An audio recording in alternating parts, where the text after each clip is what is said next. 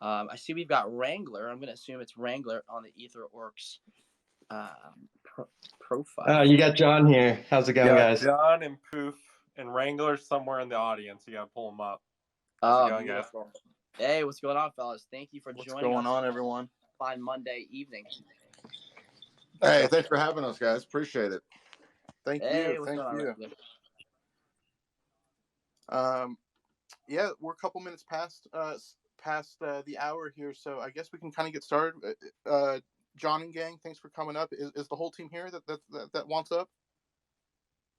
Yep, we are all here. Yep, Awesome. We're here. Awesome. Well, thank you guys very much for taking the time to speak with us here, and obviously everyone in the audience. Appreciate you taking the time to listen. We're very excited to have the EtherOrcs team here to kind of talk about their project, their game, what's been happening to this point, and what's to come in the future. We are Metaverse headquarters, as Mitch just alluded to. We are a tokenized community of about a little more than 1,300 members, and we are taking this opportunity to kind of get some more information out to our audience and our community and everyone else in the Twitterverse who's interested in EtherOrcs and this type of information moving forward. So with that being said, we'll pass it off to Mitch here, and he will kind of carry the conversation along. Thanks a lot, Mitch. Gotcha. Hello. So, yes, welcome again. As Poot mentioned, we are Metaverse HQ, though sometimes it feels like we are EtherOrcs 2.0 with the amount of conversation surrounding your project, Wrangler and team. So excited to have you guys up here. Basically, the way that EtherOrcs was brought to my personal attention was I totally slept on the whitelist, which was like a free to mint thing, and lo and behold, I wake up the next morning and this floor price is at like 3.5 ETH, and everyone's saying zug, and I don't really know what's happening. I feel like I've walked into a twilight zone, but I guess that's every day in terms of NFTs. So glad to have you guys here. Do you want to give us like a nice little introduction on what your contributions are to the team, and we could start from there.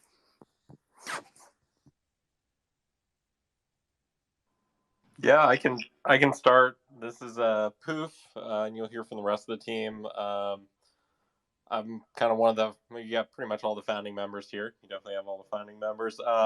I do kind of the game theory, strategy, vision, and a little bit of everything. I think you'll find that we all do a little bit of everything.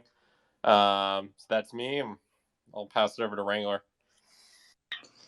Yeah, like Poof said, him and I and John, we all do the game theory. It's something we all have a lot of fun doing. It's probably the most fun part of this, quote unquote job. But the design and the art's kind of my direction, and just the overall project. And I'll let John take it over. Yep. I'll just basically agree with the guys. We all kind of do a little bit of everything. I focus a little bit on a lot of stuff in the Discord, making the Discord bots, and just talking and managing the community, and I guess some of the interviews and stuff. But yep, just a little bit of everything. We all kind of we have a good give and take, and it's nice having 3 people on the team. We can all kind of come to a consensus really easily because we all think pretty similar, and yeah. And we also, not to kind of go too deep, but we've got Bassett, who's our lead dev, who's not here, but is a huge mega brain who helps us with a lot of the more challenging Solidity stuff. And then we also have Jakers, the Spy, and Pan, who have joined our team more recently. I think they're out in the audience. I see them. So all the good GUI and other stuff that we didn't have at all at the beginning is thanks to Jakers and the rest of the team. So. All right, fellas, Zug. So I guess we can do a little bit of intro on our end. I am with Metaverse HQ, head of marketing, and from time to time again, also trying to identify communities, NFT projects, artists, creators of cool NFT tools to partner with. And I'll let the boys on our end also give a nice little introduction before we take it away here. Yeah, fellas, this is Poop Loop speaking. I am an admin here at Metaverse HQ, just kind of helping to orchestrate the community in a way to help it kind of grow and add value to our members, along with the rest of the team here, and try to keep things on the straight and narrow and direct traffic the best that we can. So, pleasure to meet you guys. Yeah, we've all really appreciated the MVHQ support. We have obviously a lot of the Discord members and a lot of the early and current supporters of the EtherOrcs project. Like, we're really appreciative of you guys. Yeah, it's funny, for every announcement we put out there, almost without fail, we get MVHQ as the reactions to every announcement. So. Yeah, well done, guys. Well done. That's all. There must be all Mitch as head of marketing. He's like, shit, another post. I got to get in there. I do not sleep. I only live for your announcements, fellas, and Zug Zug. So I'll also give a nice light intro for Kenny. Again, tech lead of Metaverse HQ. We've got Jacob, who's been our intern / just overall killer and totally awesome OG member of Metaverse HQ. Great vibe. We've got Daddy Jinzo in the house, also a mod. What's up? What's up, AB? And yeah, let's kick it back to y'all, right? So let's zug back to y'all. This project, there's a lot of interesting things about it. I mean, when I caught attention to it, I think what we were all sort of like waiting for, I'm sure I'm going to name some names that you guys might recognize, like Saint and Sneaky Ninja Pants. We were just watching your whitelist. We were waiting for the drop, and we didn't want to miss, especially me. I don't want to miss the next Anonymice. I would kick myself 1,000 times over if I missed the next Anonymice. And so the game plan was to make sure we were on top of EtherOrcs, and I missed it completely. And I guess we could take it back a couple of months since launch.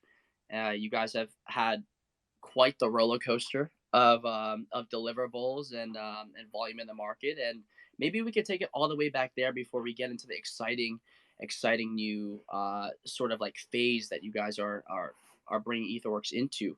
Can you give us a glimpse of how it all came about and how this all started, and what inspired you to create EtherOrcs?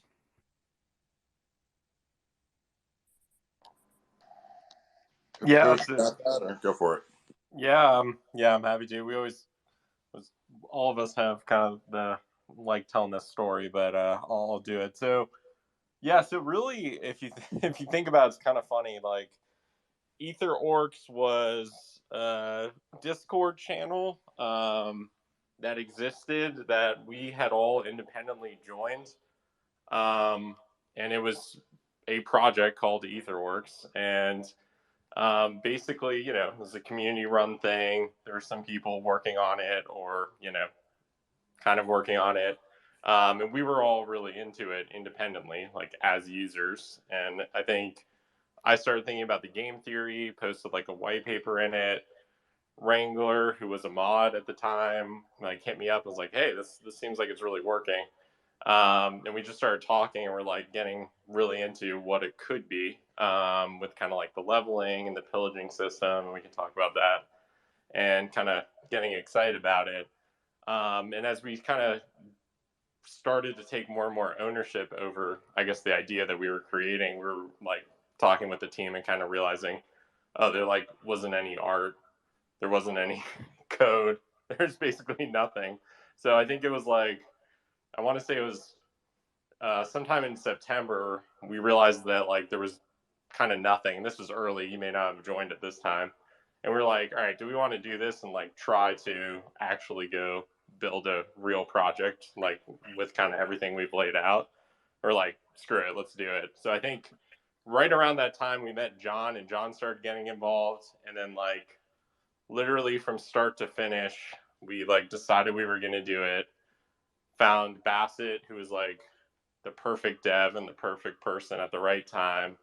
And like from that starting point, I think it was like 14 days to the launch. So we just basically did the entire thing from the start to the finish in 14 days, basically. I still remember that call too. Like, we there was a point where, when we like kind of took things over in the Discord where we were just like, all right, we have nothing. And, the Discord's expecting a launch like soon, because that was basically the vibe in the Discord. And I remember we got on that call and we were like, all right, we have to find a dev and all the artists and push this thing out as fast as possible. And yeah, there was definitely a point where we were like, all right, are we going to do this? Are we not going to do this? And we all came together and we were able to turn it out, or churn it all out. But it was a stressful couple of weeks. I'll just say that. Yeah, and Poof, you're not giving us enough credit. It was actually 12 days. I It was looked 12 at the calendar. days. It was 12 Okay. days. Sorry. But yeah, and we're really fortunate that we did push ourselves so hard in that 12 days, because we launched and gas was not that bad at all. And about, I don't know, a week and a half, 2 weeks after we launched is when it got really bad. And I think things would have turned out a lot differently if we had launched during that time period. That's crazy to me that you guys say 12 days, but it just shows how fast the space moves. Because I remember when we first found the Discord, it felt like, years until the actual release. But yeah, that's just NFT time for you, I guess. Yeah, exactly. You guys are the when Yeah, shaman. you helped push us, so we appreciate that. Thank you. That's incredible. When. I really expected it to be Yeah. much longer than that. Like, I remember us talking about it, and it felt like we were talking about it for a while before it launched. But at 12 days, that just blows my mind. And especially being able to find such like competent people to make this thing roll and to create good contracts and to be able to update the community and be able to advance to the next like steps and be able to adjust as fast as you did. I take my hat off. That's incredible. Hey, thank you. Yeah, we talk about all the time about how we've been incredibly fortunate with just people. Like the three of us work together extremely well. We found Bassett, who's incredibly giga brain, just can do anything when it comes. He's really a savant when it comes to Solidity and code. And then since then we found the Spy, who just does everything in a perfect way. And then Jakers can do anything on the front end. Pan is doing a secret project that I'm not allowed to talk about. And then we have a new artist that is just a beast, and he'll just crank out. I mean, we're already on the third ally right now. We're already starting to design that. We're way ahead of the game. So yeah, we've been really fortunate with people so far. All right. Well, I want to get to the rest of your journey because you've got some like major milestones along the way, but you can't just say you're on the third ally and then not even give us a hint at what it is or talk about the ogres or something. We can talk about the ogres a little bit. The third ally, that's still a little bit Poof, do we want to give at least a couple options? I mean, I don't know, maybe. Yeah, you can give the two. Well, I mean, I'm gonna let you give those options because. All right. So yeah, unless the community feels wildly different, the third ally is like pretty much, I'd say not definitively, but close to definitive. Undead Mage is the third in all likelihood. So That's a great choice. Home run. Wow. There you go. That was purely from the community because we were gonna do trolls, and I made a random poll at some time, and everyone was like, "No, do undead." And by the way, if it wasn't for the community, will win every time. Oh, sorry, I was gonna say if it wasn't for the community, we would have like tinkering goblins instead of shamans. So that was another good community one. We've had some bad experience with goblins. I think a lot of us have some PTSD from some other projects that we don't need to name, but glad the right decision, I think. There you go. Hey, maybe they could be goblin rogues or something. That can be the fourth. Poof kept pushing the goblins, and I just kept telling them nobody wants to be a little slimy goblin. I mean, just no one wants to have that as their PFP. So, and the community agreed. So the goblins are on the back burner. At some point, we will bring goblins in the universe and make Poof happy, though. There you go. What about Death Knights? Death Knights would be a good one. What was that one? Death Knights would be a really popular one. Too close. We'll come up with another one, like a name that's not close to WoW. So it'll be yeah, for sure. Dead Captain or something. There you go. Off brand. So yeah, I think you guys can go any which way about it, right? Like right now, as far as when I used to actually play EtherOrcs and play the game, it was still at the preliminary like V1 website.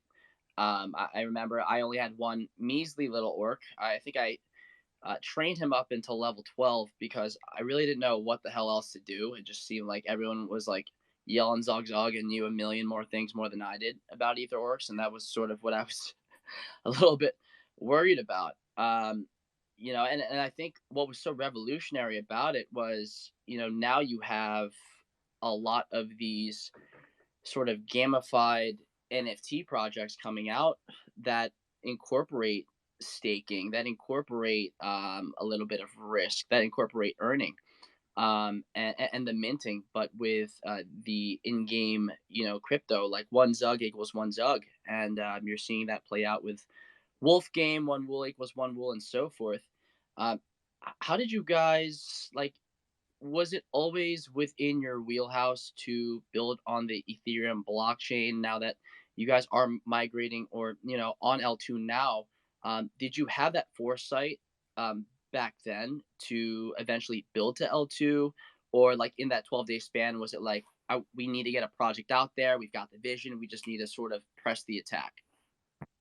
I think when we were like in that mode, we were kind of full focused on just delivering what we'd promised to the community. Like it's something that I'd say we discussed in I guess like a limited sense, but as we started to come out with the game and start to identify where the space was and some of the major challenges, it kind of moved itself to the forefront.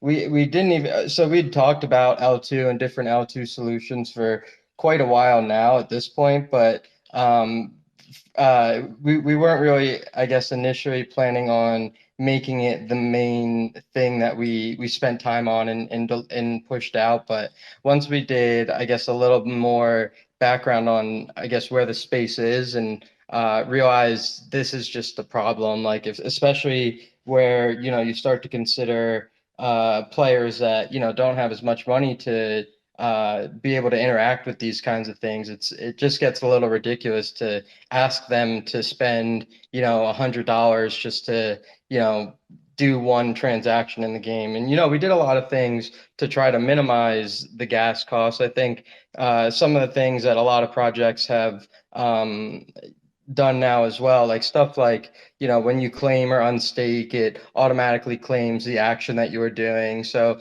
we tried to make it so no matter what you did, there was some gas savings built into that. But yeah, layer two wasn't really on our radar, I think, until more recently when we realized just how important it was to start to implement a solution there. Yeah. And I think it kind of came to a head. I mean, we were already thinking about kind of all the future phases pretty early on, like probably even in those 12 days, even though we probably shouldn't have, because it was like we were trying to be so focused. But like, I think the key is we kind of have a philosophy about what assets we want to retain and keep on L1, both because of like the marketplace and then also just certain aspects of being on fully on chain where, it's permanent and everything else. But I think what we've realized as we've gone further is like, one, we don't want to be, even beyond what John just shared, like we don't want to be victim to random gas fees being really high, especially if we want to have more interactivity. Like just because some random project's minting, we don't want to have to pause everything, have everyone feel bad about it. And then two, just like the scope of what we can actually do is so much more open in the future while still being on chain if the transactions only cost pennies. So we really like our implementation because it's basically there's not migration, you're just doing actions basically for free on L2, virtually for free on Polygon, and then bridging those results and rewards back. Yeah, pennies. It's very expensive. Pennies.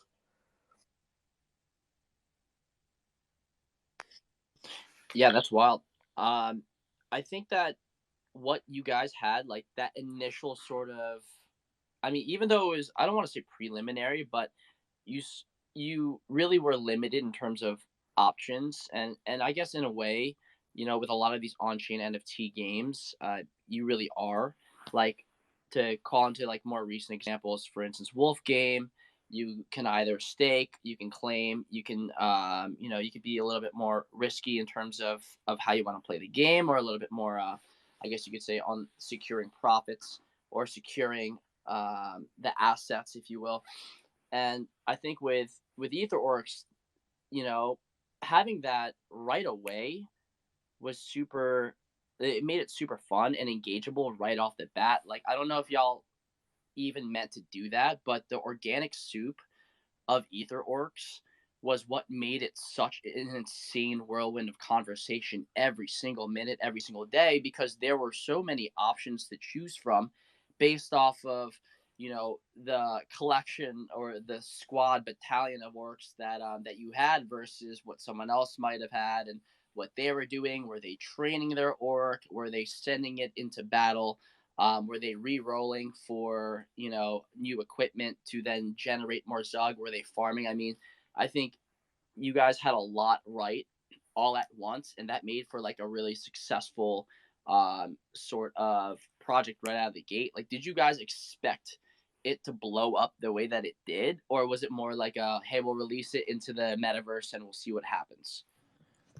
I mean, I think we, being our first project, we hoped it would, but every we talk about it as we're leading up to it, we're like, why is no one doing this? Why has this not been done before? I don't get it. Why is there just zoo animal PFP projects out there? I mean, no offense to any zoo animals, but there's some great ones out there. But it just seemed like a big open void in terms of the market and what you can do on the blockchain. So yeah, we had definitely thought it would blow up, but there's always that unknown. And until we minted, we had the first, I think, 8 mints, and then we just kind of let it roll, and we just started watching it, and everything just minted incredibly fast once we launched it. And then we saw that first sale for like 3.5, I think it was, and we couldn't believe it. So yeah, we were floored when we saw that.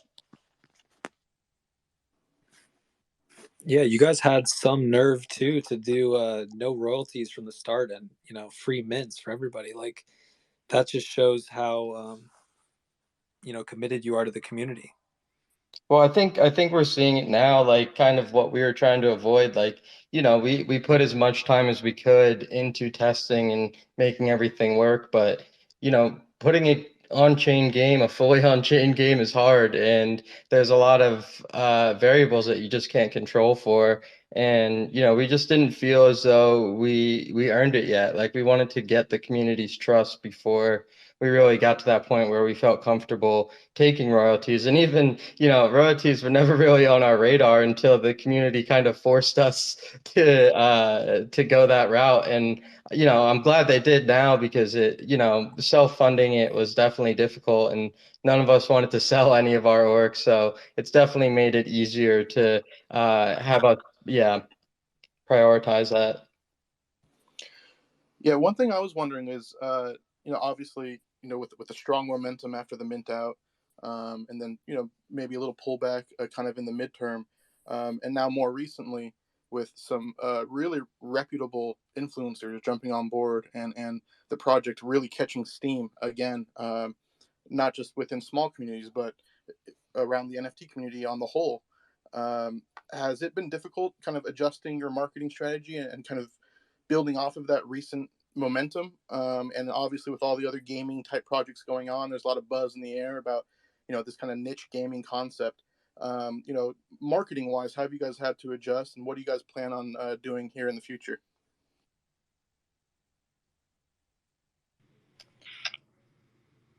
Well, I mean, it's yeah, we've been, as far as adjusting. Yeah, I mean, to be honest with you, we didn't market at all at first. It was just kind of all word of mouth. We were just building the project, and it's kind of, the NFT space is one that it's kind of difficult to market in because it's so small and niche. it's really ran a lot by influencers that have a lot of power in the space, and the alpha groups and things like that. But we are working on a few things. We'll be launching a big marketing piece here later this week that we're excited about. And yeah, we've just been adjusting it, trying to see what works and what doesn't work. You know, we did our first collab was with Cool Cats that we did last week, and we're doing giving out whitelist spots to our community, and just kind of putting that out there and testing the waters and see what kind of responses we get from that. And we have a lot of other things in the works. I think collaborations with other projects and really building the composability with quality NFT projects is how I think all of us are gonna kind of succeed and do better. Beautiful. Appreciate you sharing that with us. Yeah, I love Cool Cats as a partner as well. Metaverse HQ recently did an activation with them as well. I'm just curious, did Cool Cats reach out to you guys, or did you guys reach out to Cool Cats, or how did that kind of transpire? I think it was a mixture. One of our mods in the community had reached out and made contact, and we had been talking with, I forget the individual's name, unfortunately, but like there's a few people in Cool Cats who've been playing Orcs as well. We found that that's usually like what we find with projects that we like. Like we're generally hoping, oh, I hope someone in there is an Orc, and usually there's one or two people. So we started talking that way. And I think long term, we, have an interest in trying to, whether it's to help them or to just go kind of talk and figure out how to go build out something further in the far future. If you think about L2 and kind of what they're trying to do. But yeah, that's basically how it started. I think one of the good things is too, we're getting a lot more help from the community. Like Chamba on our mod team has been really good about trying to go more proactively, start to go reach out to other projects, because part of the challenge we have or have had is just we don't really like traditional marketing in this space, like shilling type stuff. Not that that's all there is, but then also like so much of our time is just focused on building the next thing, because we're pretty focused on delivery and building, that we lose track of them. So it's been good to start to get more support, both from the community and from kind of like our expanded team. Yeah, and I think just to touch on too what Wrangler was alluding to a bit, like we've talked about this pretty extensively, like how do we market in a way that kind of stays true to the original vision and the original just building by deploying and building by showing what we're able to do. And I think we've stayed true to that so far. And I think some of the marketing things that we have planned in the future are going to be centered around that, as well as centered around like what we could do for the broader community at large and how we could bring more people together. So that's kind of what's on the horizon for us from the marketing front. That's awesome. Does that mean that Cool Cats could be early access into Valhalla? Am I pronouncing that right? Wrangler, is that the right pronunciation? Yeah, that is the right pronunciation. That is right. But yeah, who knows? That would definitely be an option that we would consider. That's part of the long-term vision, is just composability and compatibility with other projects. So, and that would be they would be at the top of our list for sure. Well, great to hear as a Cool Cats owner and a fellow Zugger myself.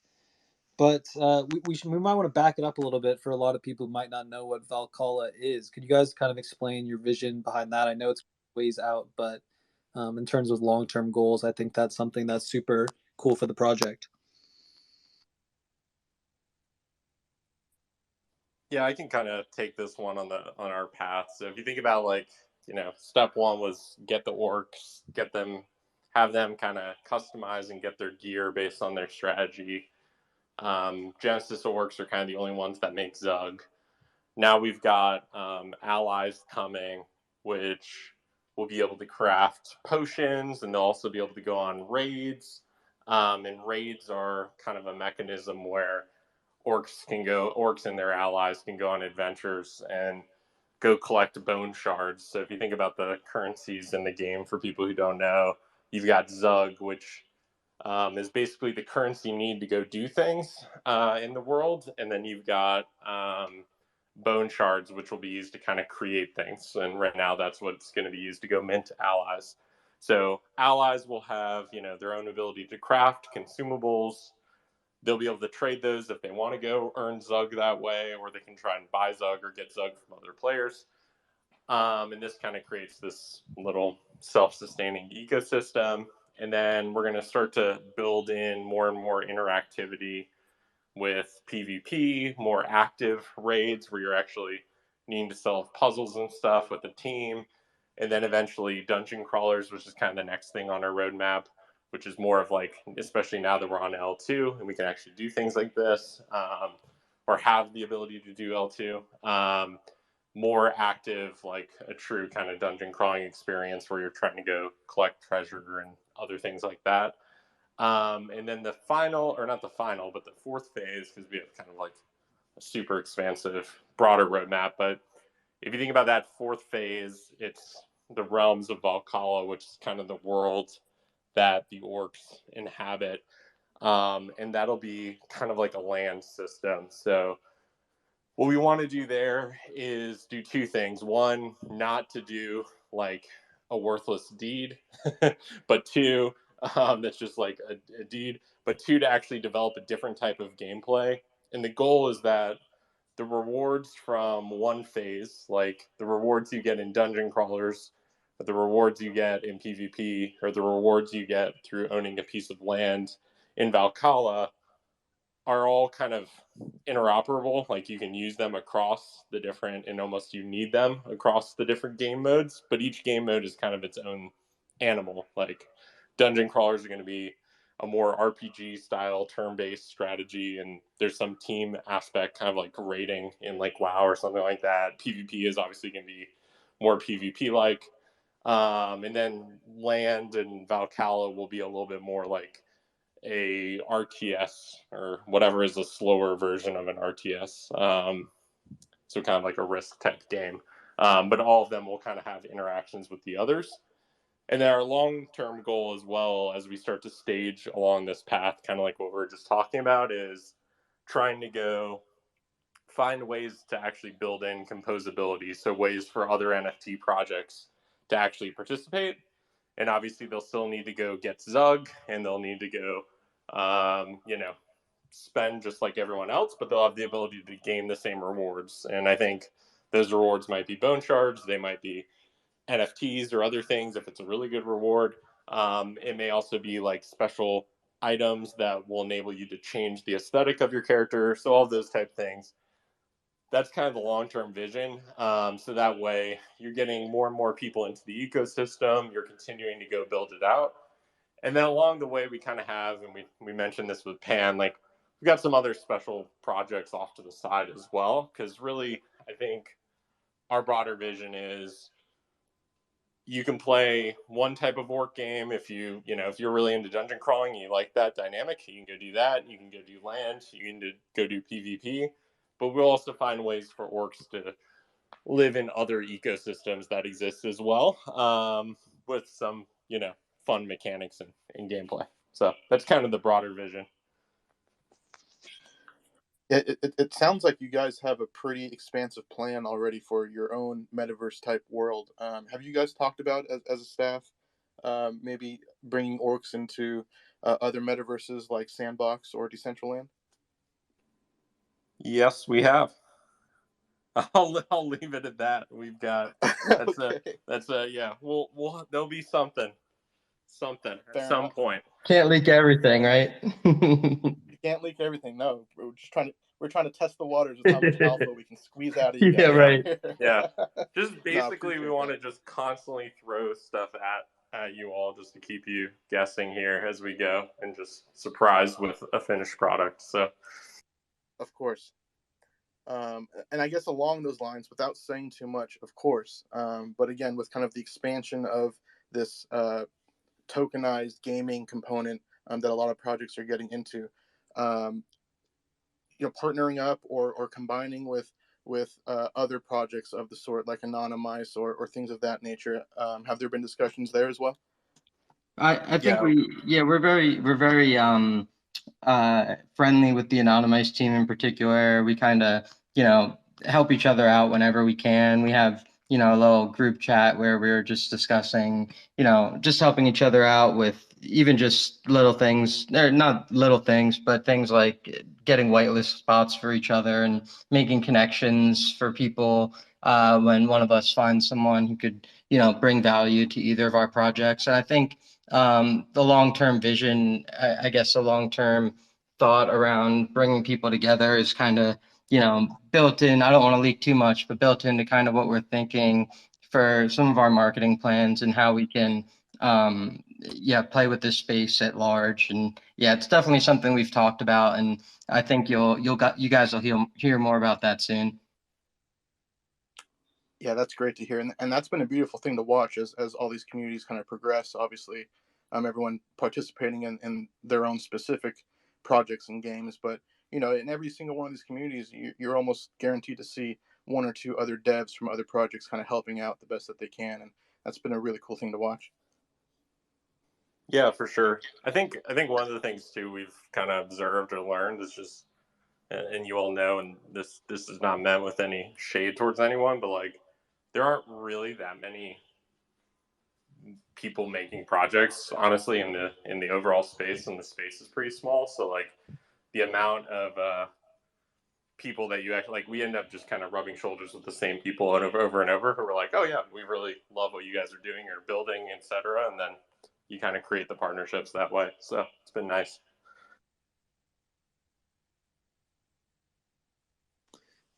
Yeah, so speaking of partnerships and such, I think in one of your previous spaces you mentioned working with some Twitch streamers to potentially stream, the upcoming PvP or some of these crawlers coming out. Can you give us a little more information on maybe what that'll look like, or who you might be working with? Yeah, we haven't gotten. That's more like a concept that we definitely want to do. We actually have a number of people in the community who are streamers, like KP5 and others. But I think as we go launch PvP after we kind of get through shamans and some of these other pieces, that'd be something we're really keen to do. Like I would love to have a PvP tournament that is actually streamed, etc. So that's on my list. Definitely, and I'm also super curious to see out of your team, who's going to win or who's going to be the best PvPer out of you. That's a good question. I feel like, if I'm being honest, we're going to be no match for the community at large whenever. Yeah. Yeah. But I'm interested to see out there. I'm sure there will be some hot competition among the team.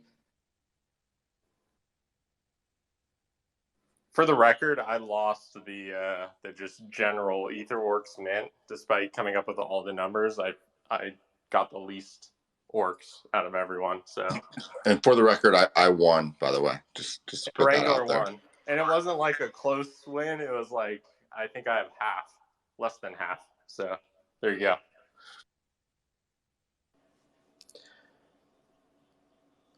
Yeah, appreciate you sharing that. Never a doubt there. Got to start somewhere, right? Exactly. I guess of the known allies that are upcoming, you on the team currently, which are you most excited for? Why? And what are your personal team compositions looking like? Ooh. All right, you want me to I'll just start. I was most excited about the mages. Just thinking ahead, because I don't know, they're just kind of, I like mage characters, but I'm pumped about the shamans. I think it's just the art. Like, we've got so much art. The art is so good. And the way we're gonna spice up the white paper a little bit. You're gonna see that like tomorrow. So the way we're gonna do kind of the equipment gaining process is so different. So I'm excited about shamans right now. We go heavy on shamans. Yeah, shout out to our artist there. We did the generations, I think yesterday or 2 days ago for the first time on just some samples of what they look like, and they look like amazing. I think, yeah, it's gonna look awesome. Yeah. So I'd have to say the same. I mean, I'm super excited about shamans, but I am just like we were saying, we just did those generations. I think that was yesterday, finally, and got the final product out, and they all look amazing. And the way we're doing it, I think we have almost 200 traits for a 3,000 supply collection. So it's just the variety is going to be out of control, and the way we figured out how to do the journeying that is going to be a little bit different to where there's going to be a ton of variety throughout the collection. And also ogres, I've been working daily on ogres and just got wrapped that up recently, or just about wrapped up anyway. And they're beasts, they're huge. So I leaked a little bit on Discord the other night, and everyone seemed to be pretty happy with the ogres too. Yeah, I mean, I'll be honest, the ogres are definitely the one I'm most excited for aesthetically. The shamans seem a little maybe OP with being able to speed up some of the things. So I'm interested to see kind of the dynamics there and how that balances out. But it sounds like you kind of answered my next question regarding the gear. So it's going to be completely different from what the orcs are wearing, or is there going to be some overlap, or what does that look like from a aesthetic standpoint? It's pretty much. I mean, it's all new. It's all fresh art. Every shaman's gonna have a staff, just because it just makes sense. So the main hand they will have some sort of staff, and that's gonna go as they. Shamans don't really have swords for the most part, unless they find them on strange adventures. So you're gonna see more like hammers and cudgels and maces and that type of thing. A lot of different variety, and then of course animals are always going to be incorporated in the shamans. Lots of pelts, lots of bear claws and tiger claws, and it's gonna be fun. We got a lot of great art. It's gonna be exciting. Yeah, and I think the one thing that we're kind of pumped up about, maybe I'm just pumped up about, but we, after a lot of deliberation, we've kind of changed the way journeying will work. So you're gonna hear a little bit more about it, but basically you won't really be able to get just like the maxed out gear, because we didn't want it to be a race. We didn't want to be fighting for a set number of pillaging pools. But there's definitely some strategy and planning involved that you're going to go see. So you're going to have to be super selective, because you could end up with really good gear in one hand and then like level 1 on everything else. You can choose that. So there'll be a lot more variation in terms of your combos and kind of depending on what you choose to roll for. So you're telling me no shaman gods? There'll definitely be some kind of unique. There won't be not the start, but we'll think about that for later. We're gonna save that for later. We need to figure out a non-drama in creating way to have unique. So maybe we'll just do another auction or something like that. Yeah, I know that was stressful for a lot of members, and I think Wrangler, you might have been going for one at the beginning, and then there was some drama with that there. But that was a crazy time how people went for those. Yeah, I peeled off, and I said in this Discord, I'm like, all right, I'm not going to do it. I'll go for the last loot pool. And so my number 5 guy and my number 8 guy just have, they're all +7s or +9s anyway. So yeah, it's sad. None of us got a god.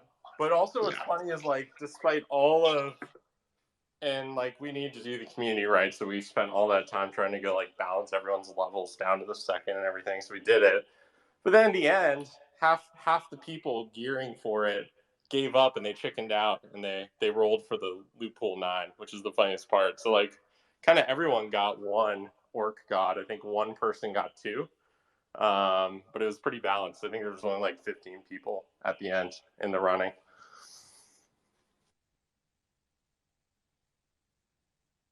So I think what's cool about this conversation right now is that, we're kind of all, especially with me and or with the staff here, our sort of exposure to EtherOrcs is of varying degrees. Like it's obvious that Jacob is like fully Zog Zog. I had to zug my way out at some point. It was just too much for me. And I had a handful of, at the time, mutant cats to deal with, and I was like, I don't know what the hell to do. But like, it's really cool because now you're starting to see this sort of these gamified NFT projects become the new meta, right? Like before this, it was like loot, like minting anything that was loot worthy, and it just excited the market. And now gamified NFT projects in a way where there are mechanics that actually enable you or incentivize you to think and use your brain, and stop for a moment, I think is really like unique and exciting. I'm curious, in your opinion, like what inspires you guys in terms of like how you're building this dynamically, because it sounds like it wasn't just okay for 12 days you're going to build the end, you're going to envision the end product and then you're going to go build it. Like it's a very dynamic thing that you guys are building. Are there any specific projects that you're sort of looking at, taking away from, and being inspired by that you can share? Yeah, I can take this, but I think there's a bunch. Like honestly, the OG inspirations like Anonymous, where we all had fun in the minting race process. We're all part of that, and we're like, wow, it's really fun. How do we go further gamify that? They wouldn't consider themselves a game, but I think as we kind of think about how we're moving and being pretty dynamic, I think our big learning going through the process, and we have a lot of like philosophical conversations about this, and I think it's kind of proving out in the market right now, is like it's one thing to try to go recreate like a AAA game experience, but really this is more of like a social kind of game theory strategy, right, experience. And over time we want to build more traditional game elements, but we don't want to get caught up trying to like go recreate, Halo Orcs or whatever, right? Although maybe we'll just do that as some side project or something at some point. But like, I think, what we've kind of discovered is there's a lot of room for relatively, not simple, but relatively well crafted kind of like base conditions within the market, and then kind of playing those out and seeing how they evolve and how people interact. I think for us, though, over the long term, we've looked at Axie a lot, which is kind of the best sustaining, successful long-term project.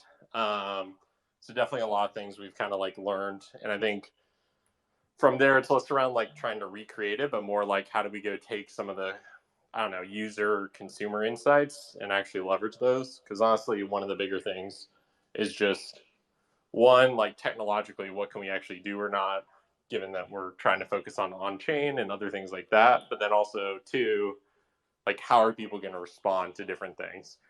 And I think that's where like, you could argue there's a lot of noise out in the market right now on the gamified games, but each one we don't spend a lot of time looking at, but we definitely look at like, hey, what are people actually doing? Like, I think the big insight for us with Wolf Game or some of these other ones, like people are willing to take on risk. So we're willing to go put a little bit more risk into shamans, right? Like in terms of the process to go get gear and other things, and you'll see that. So we take kind of these little learnings as we go. But I think fundamentally we're kind of both responding to what the community wants kind of dynamically, and then also kind of building against these core principles. So there's not like another key project that exactly does what we do, but probably if you had to point to one, it's probably like Axie. I love that. Yeah, I love that you guys are identifying that dynamically. And when you mentioned that second bone shard, when you mentioned that second token, it definitely is representative of like that dual tokenomics that Axie Infinity represents, and something like a game like Crypto Raiders represents. I'm curious, the move to Polygon, was it specific?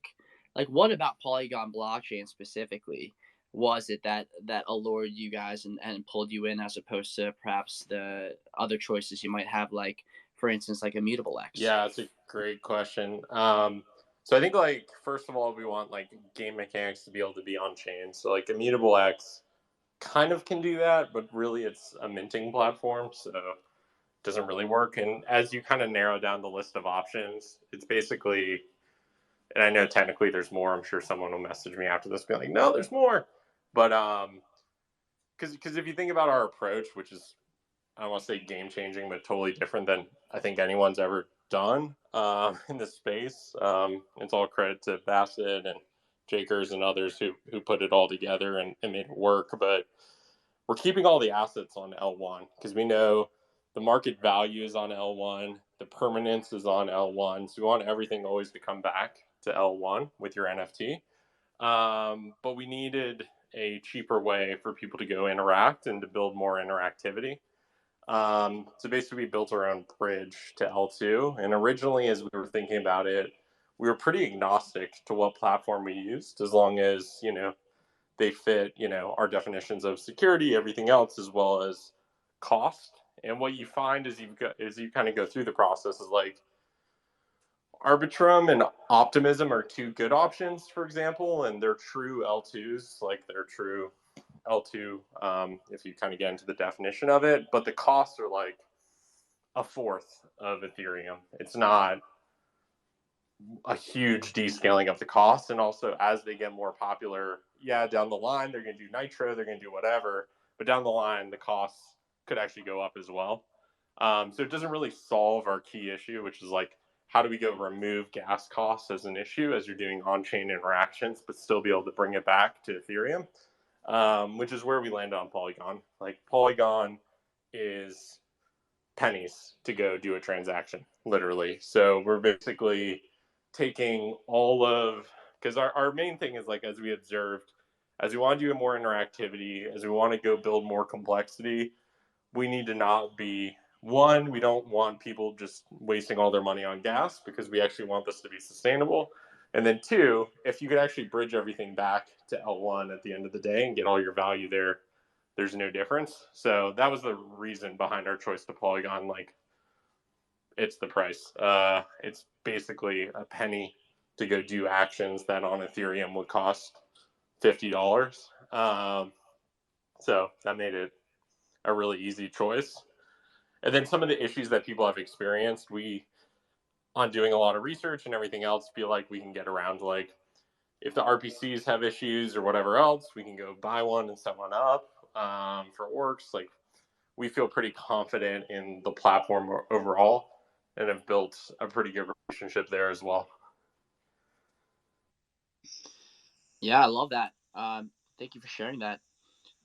And it's cool. I'm seeing some anonymized in the audience as well. And yeah, I want to kick it off because we've got, I mean, if you can believe it, it's almost been an hour. It's about to round off to 10 p.m. Eastern time here.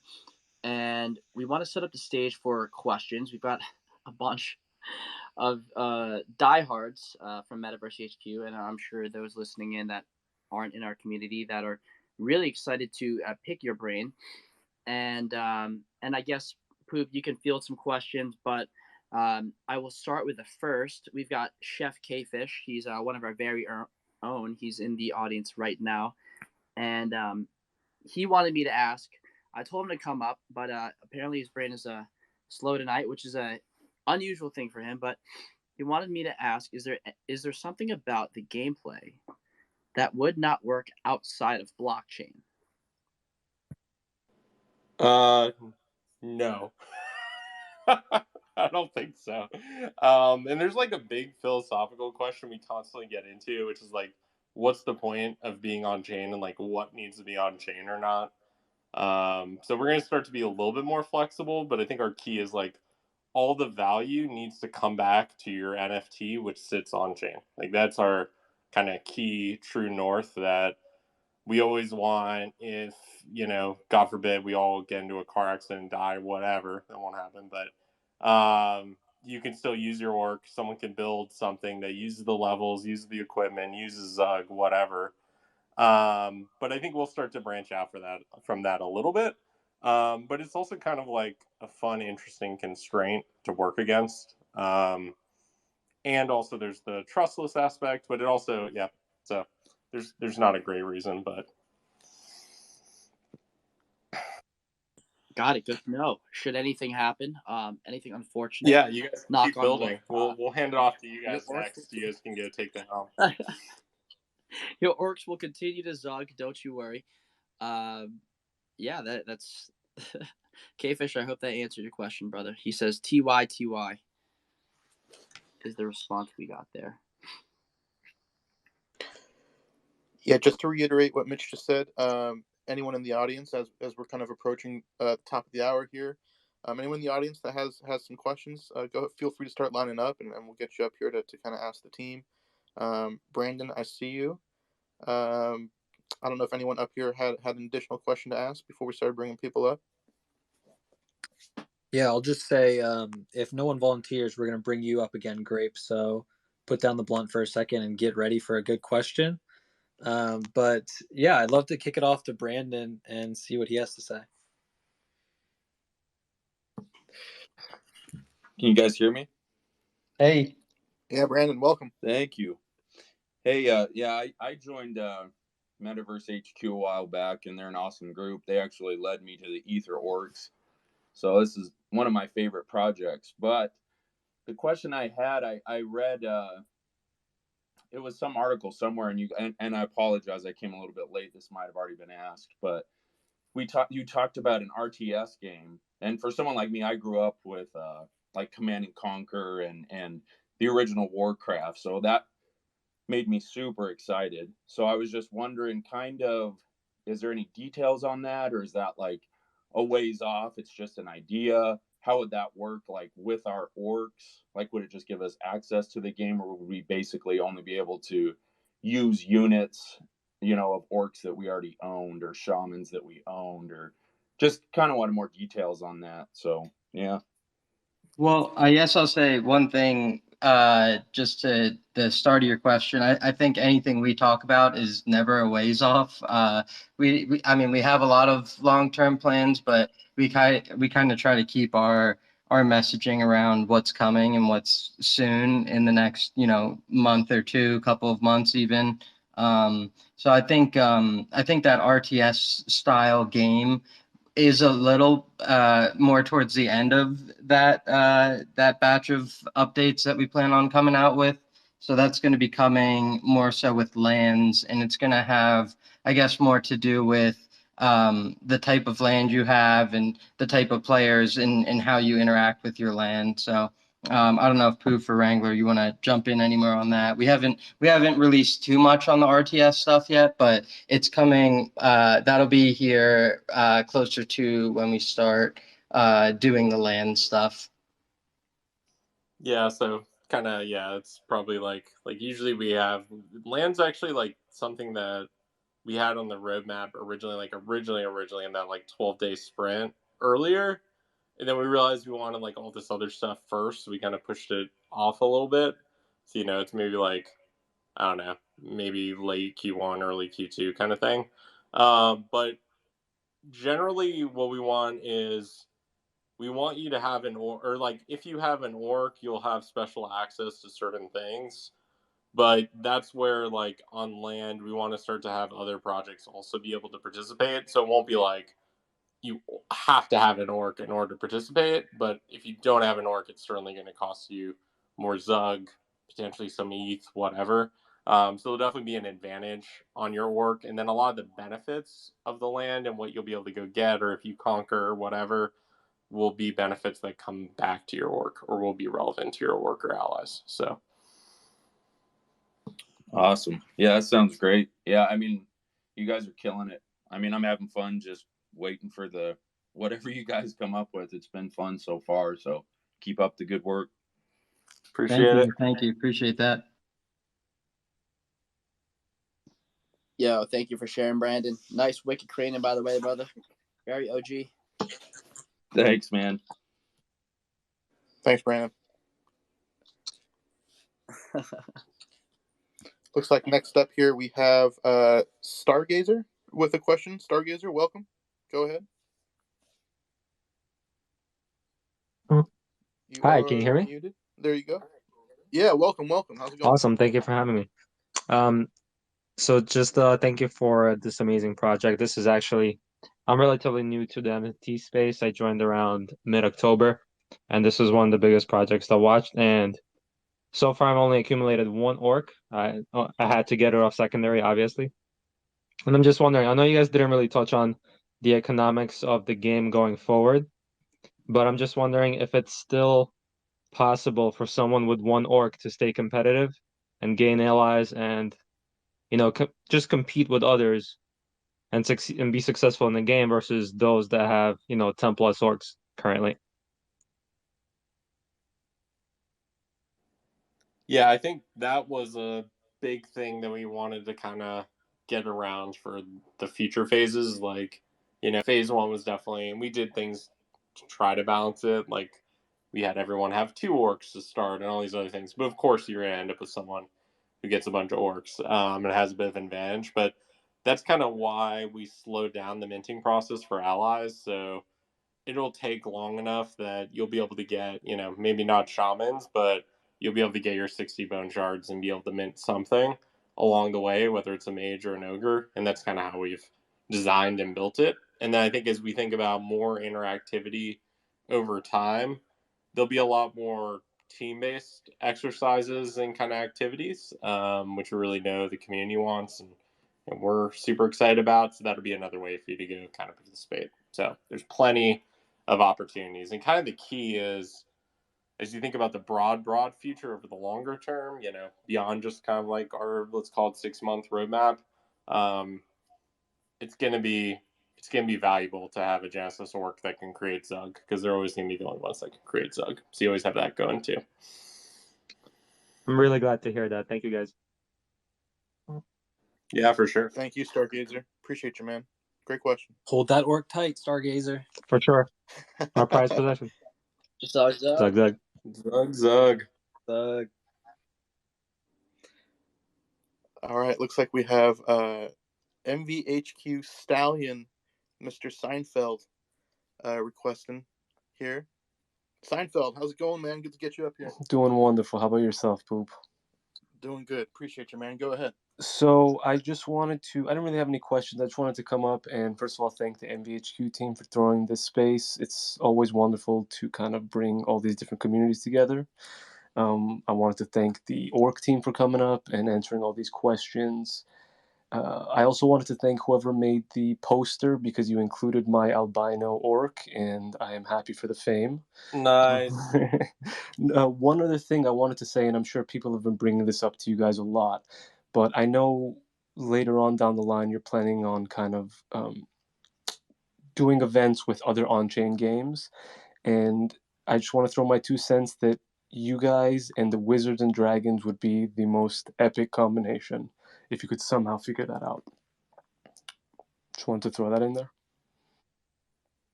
Yeah, we'll have to check them out. I've actually not, I don't know enough about it, but I know a bit. So, but yeah, we're always open. Certainly seems like it would be a decent fit once you guys get around to researching them a little bit more. They did just launch recently, so I know you guys have had your head down grinding, so maybe we'll get to that point here eventually. Seinfeld, appreciate you, man. Great question. Yeah, appreciate it. Nice albino. He is proud of that albino, rightfully so. It looks like Stargazer, do you have another question up here? Let's give it a shot. Maybe this was an accident or not, but we'll give him another go here.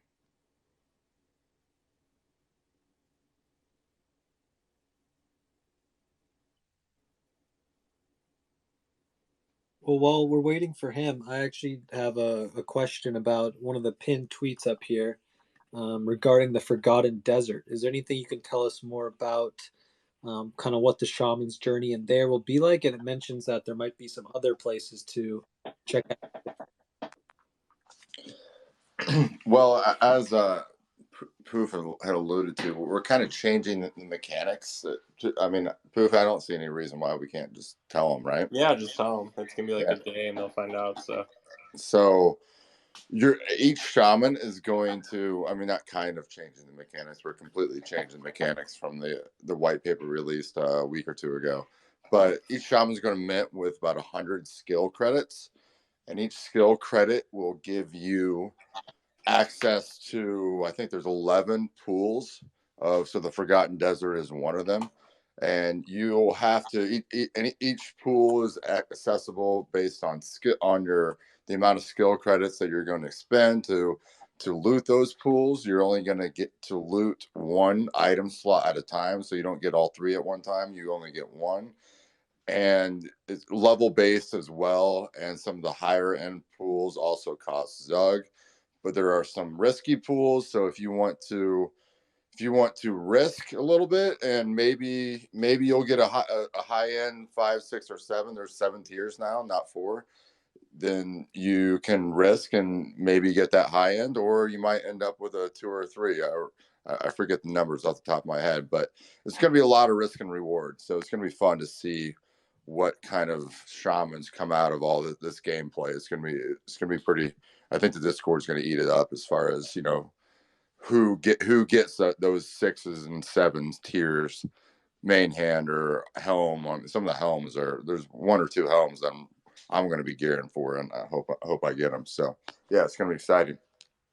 Yeah, and you can't replenish those skill credits. Like, you only get them when you're minted, and then once you spend them, you're done. So, be an interesting dynamic. That sounds incredible. I love how you have kind of adapted and improved upon the previous system, you know, and made it a lot more fun and interesting, because I really like being able to choose one item at a time too. And I think that having a limited supply of choices or currency for the choices makes the game theory super interesting. So that'll be incredible. And just want to thank you again for all the alpha you've been dropping during this convo, from the undead mages to this to everything else. It's incredible.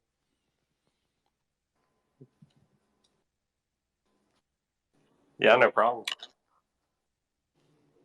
Yeah, I second that. Can't thank you guys enough for being so generous with your information here tonight. Anyone else up here on the panel have anything to add? Any final thoughts here for the team? Anyone in the audience with additional questions as we kind of round out? Looks like we're going on about 70 minutes here with the EtherOrcs team. I've got something, but I want to save it till the end, so we'll make sure everyone. Okay. The only thing I'll add is just watching the EtherOrcs community and project and game kind of grow. Obviously, MVHQ has been pretty well invested as a community into the game really early on, from the whitelist, really into what it's come to be now. And it's been really exciting kind of watching you guys, grow and expand into what it's become now, and really taking everything in stride and kind of putting your own little touch on things. So from that standpoint, just really excited to see what's to come, and can't thank you guys enough for taking the time here to share some information with us. Yeah, for sure. Thanks a lot for having us. It's been a lot of fun so far. Yeah, thank you. Appreciate all the support from MVHQ. You all really OGs. Yeah, appreciate it, guys. It means a lot. Nothing but love from the Metaverse HQ community, guys. Honestly, we've been zugging along since day one, and we still zug to this day. And it's good to hear that you guys are really being attentive into what the market is sort of demanding, and also where the space is heading. And I know a lot of us at Metaverse HQ are incredibly bullish with play and earn gaming, and we hope to continue with surveying your the trials and tribulations as you guys continue forth with your project. I don't think this is like a one-time thing. This is a very dynamic conversation to have, as much as as much of a dynamic community ours is, and how your game progresses. It's just like really an exciting forefront into the next phase. That's the way I see this. No, I appreciate it. I'm sure we'll be back again to go talk allies and whatever else as we get a little further along. It'll be fun. 100%. So I love I'm it. good on my end. If anyone else has anything else to add, Jacob, sounds like you've got one last Zuck Yeah, to close add. us out strong. Yeah, well, I was digging into the roadmap a little bit more, and there were two funny things that I saw in there. First was the EtherOrcs toys. That was something that definitely caught me off guard and wasn't sure if that was in game or like a physical item. And then finally, the last one was the custom clan skins, and just wondering when are we going to get a MVHQ clan skin in the game? So there's two things. One, I don't think toys will make it before Christmas, but we'll have some view of what they look like before the end of the year. I've been very serious about that, so just we're making toys, physical, real toys. And then on skins and clans, we've got clans on the roadmap more as something that would integrate into Realms of Valhalla, but we may pull it forward a little bit. So more to come there. Generally, we know we need to go have custom skins and different aesthetic choices you can make, both on Genesis Orcs and allies over time. So we're trying to find the right opportunity to go bring that in. So it'll be a little while, but that'll definitely come. Different color loincloths. There'll never be pants as well, just so you guys know. No pants ever. Yeah, and I'm sure that MVHQ clan will be a pretty strong clan, so I'm sure they'll be a formidable force. Yeah. Yeah, you guys got to send me your sigil if you guys want your own clan skin. I think we can work that out. That That's sounds sick. good. There you go. I might have to buy a few more orcs. There you go. few more stuff. tokens. I have to say, for the amount of Yeah, stuff that absolutely. you have so many things happening at the same time, I have no idea how you do it with such a small team. You guys are something else. True that. It's a lot of respect. A lot of respect from not only our community but the NFT community as they're taking notes. Oh yeah, my hat's off. Thank you. Appreciate that. All right. Sure. Well, on that note, All right. I think we are good to just about wrap this up. Anyone that is in the audience that's been listening tonight and you've liked what you've heard, go ahead and find EtherOrcs on their Twitter page, probably most importantly, at EtherOrcs. And from all of us here at MVHQ, you can find us on Twitter at Metaverse_HQ, and all of our relevant links are there in our bio. Everyone in the audience tonight, everyone up here on the panel, staff, EtherOrcs team, can't thank you guys enough for taking the time tonight. And cheers to you guys, and hopefully to many more here moving forward. Thanks a lot, Hey, guys. thank you guys. Really Yeah, appreciate thanks, it. guys.